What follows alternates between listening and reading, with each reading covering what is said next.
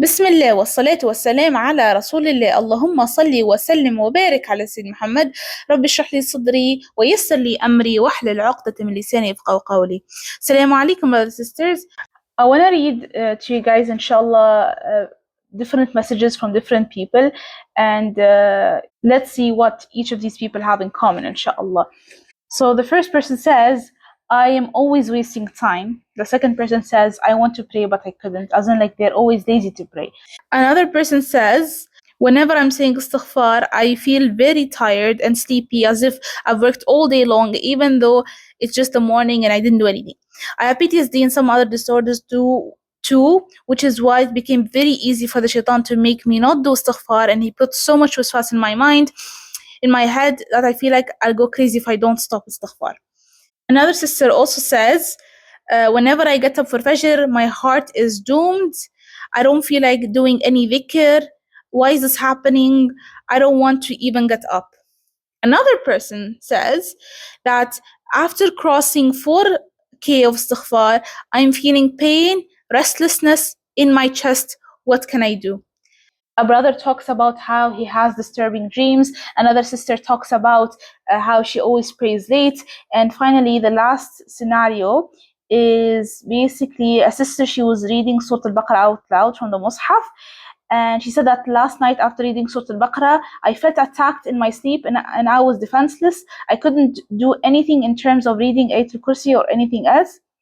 I was so scared to go back to sleep. And even after it stopped attacking me, and even though with the lights were on, she still was scared of going back to sleep. Do you guys know what each of these people have in common? When I asked them, are you performing your morning and evening adhkar? They said no. And for example, for the brother that has disturbing dreams, he's not performing his night adhkar.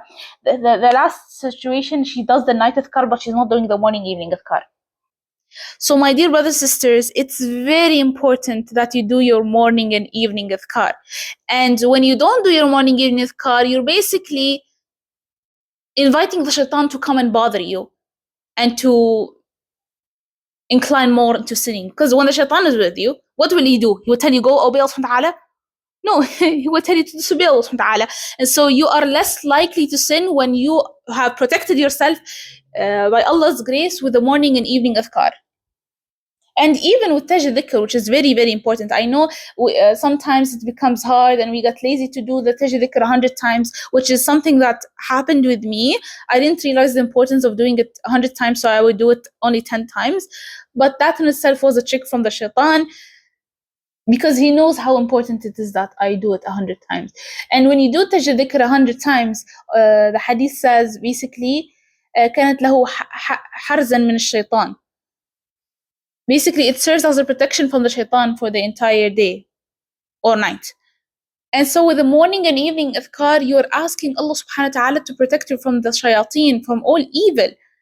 And so because we're not doing them, we are now lazy to pray. We are now cannot increase in istighfar, or even if we do, we have more symptoms. The shaitan is bothering us more. We feel more pain. We feel more. We're even more tired, and all of these symptoms are happening because we're not performing our morning, evening adhkar. By the way, as well as doing the adhkar before going to sleep is very important, which is why you might have disturbing dreams. This is for the brother that mentioned that I have disturbing dreams. To give an analogy of basically what happens. Now, let's say you're someone that took Surah Al-Baqarah, okay, and you want to kick the shayateen out of your house. When you read Surah Al-Baqarah, and let's say a jinn is in you, because there are cases like that, you're basically burning the shayateen. And so when you're burning them, you will feel that pain. You'll feel, for example, heat in your body. You might have rash. You might, these symptoms that can happen to you as you're getting rid of them. And this is why, by the way, for those who feel sad after taking istighfar, the sadness that you feel is not you actually feeling sad. That's the shaitan being sad. But then you would feel it. And so, imagine a doctor doing surgery on you without anesthesia. How would that feel? Wouldn't that be painful? Wouldn't that be not necessarily a pleasant feeling? So that's exactly what you're doing when you're taking Surah Al-Baqarah without your morning evening adhkar. That's what you're doing when you're seeking forgiveness without your morning evening adhkar. This is why you might have more symptoms. You might feel more pain.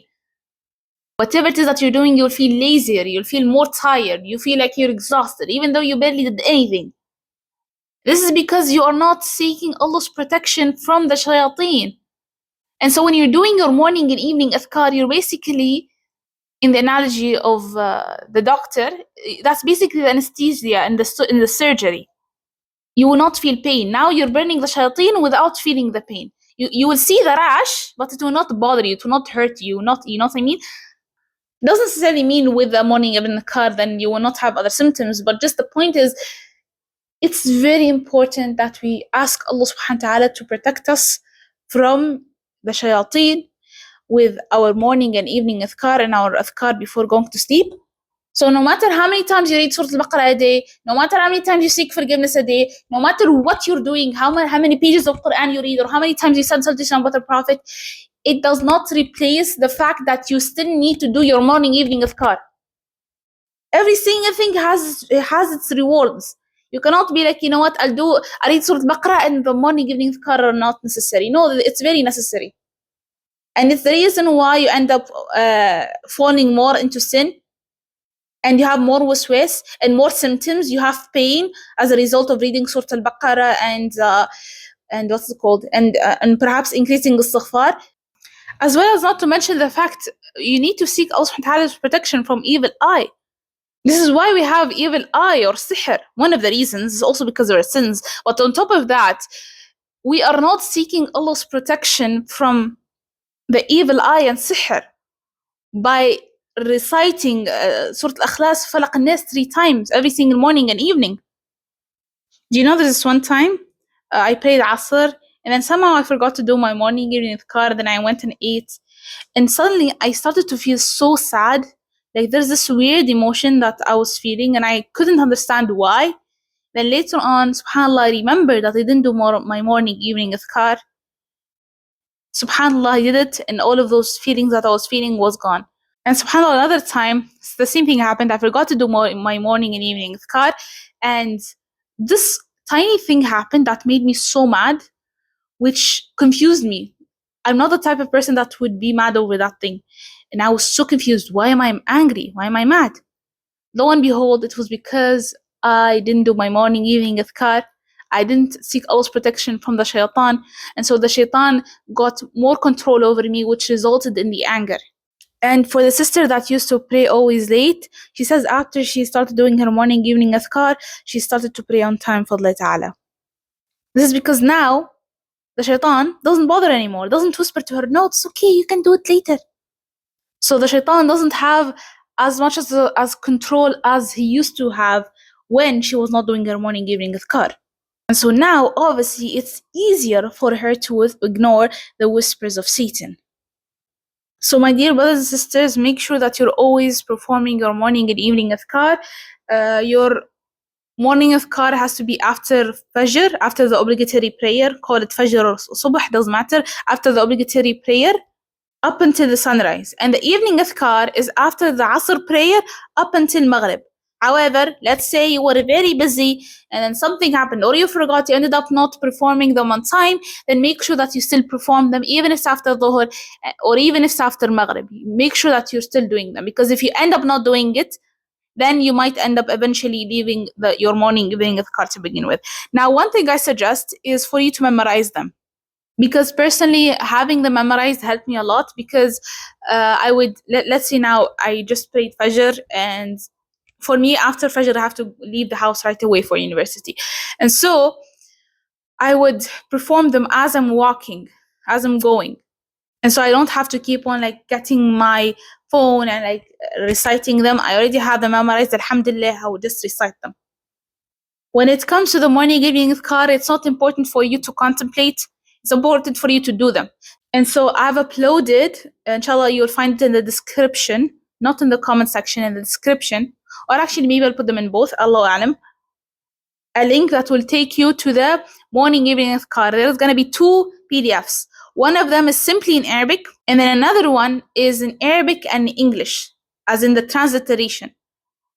So for those who cannot read Arabic, they can use the transliteration if you, out of curiosity, want to go search what it means, go for it, but it's not necessary for you to understand its definition, even though it's better, but it's not necessary, like, as in, it's not like Allah will not protect you because you don't know their meaning. No, what's important is for you to do it. And so, for those who can read Arabic, even if you don't understand them, you can use the PDF version that's only Arabic, or you can use the one with the transliteration. You do you, whatever you're comfortable with, or you can even not use this. Just make sure that you're doing your morning, evening adhkar. This one also has the night adhkar. So I suggest that you have them memorized. In the beginning, it might take you a while to get used to them, to get used to performing them and performing them on time. And Allah subhanahu wa ta'ala says, وَالَّذِينَ جَاهَدُوا فِينَا لَنَهْدِيَنَّهُمْ سُبُلَنَا, and those who strive in us, we will surely guide them to our ways. So you're going to want to strive. But Allah subhanahu will help you. Allah subhanahu will make it easy for you. Allah subhanahu will make you have the time to perform them. But you just have to strive. If you're just going to close the door from the beginning by saying, I don't have time, then you will most definitely not have time. So yeah, that's basically it. I suggest that you have them memorized so that you can do them as you go. It's not important for you to contemplate. It's important for you to perform them. If you understand the definition, then that's, I guess, better. But just don't like dwell too much into it. Make sure that you perform them on time. One thing I want to say, though, as a side note, sometimes Allah might test you. For example, you might still feel pain in the beginning of the journey. For example, for those who took Surah Al-Baqarah 4 times, or for those who just started the istighfar, to each their own. It's not to say that this will happen to you, but if it does, then I will give you the suggestion, inshallah, which is for you to have zayt muqra, which is basically you read Quran over olive oil. So you get a bottle of olive oil, and you can also have a bottle of water as well along with you, might as well. And you read Surah Al-Baqarah. Basically, this is only a one-time thing that you do it. Not like you don't have to do this every day. This olive oil, when you do it once, this is gonna be with you until like it doesn't expire. There isn't expiry date. You do it until it finishes, basically, because it will always be zayt muqra. And so basically, what you will do is you get the olive oil, the bottle of olive oil. You open it, make sure it's opened. It doesn't have to be exactly next to you, next to your mouth, but just like make sure it's like opened. And then you can read page by page, or you can read 5 pages by 5 pages, or you can read all of it. But basically, you read Surah Al-Baqarah, and then you do like this. You blow mist on the olive oil. And since you're reading both ways, then you might as well have a water bottle with you to blow mist on the oil and on the water as well, so that now you have both. Some people, the shaitan like bothers them a lot, and so like for you to spray the corners, the roof corners of the house, that's a good thing with the water. And you can also drink it. For the olive oil, you put it in wherever you feel pain, and before you sleep you can put it in your ears and nose, like not like a droplet, just like a small amount inside your ears and nose, because some people like the shaitan, like they hear noise, like not noises that is actually exist in real life, no, just from the shaitan, to make them not sleep. And some people, they have the type of snoring that's not like a health issue, it's just from the shaitan, basically. And so it's good for you to put it in your ears and nose, a small amount, before you sleep. So inshallah, a lot of people, they said that how they stopped having disturbing dreams after they started doing that. Subhanallah. And anywhere you have pain, basically it's olive oil. Rasul told us to niddahin, basically to put olive oil. Like it's a good thing to do. And plus it has now Quran, inshallah, and so it's like a bonus. So that's actually one thing that I would suggest.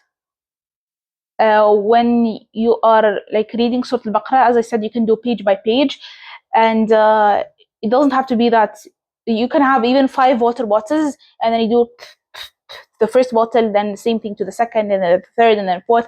So it's not like you can do it only once, but since you have the water bottle in front of you and open, then you can do it to like as many water bottles you have. Or if you have, for example, a big jug, I don't know, something of 5 liters, then that maybe can suffice.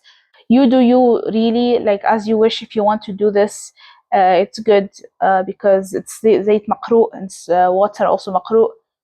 So this is something that will definitely, inshallah, help for those who feel pain. You put it in the area where you feel pain. be it your legs, your arms, whatever it is, inshallah. And so that's basically one of the reasons why the shaitan might attack us even more, because we're not performing our morning and evening adhkar. So make sure that you're performing them, my dear brothers and sisters.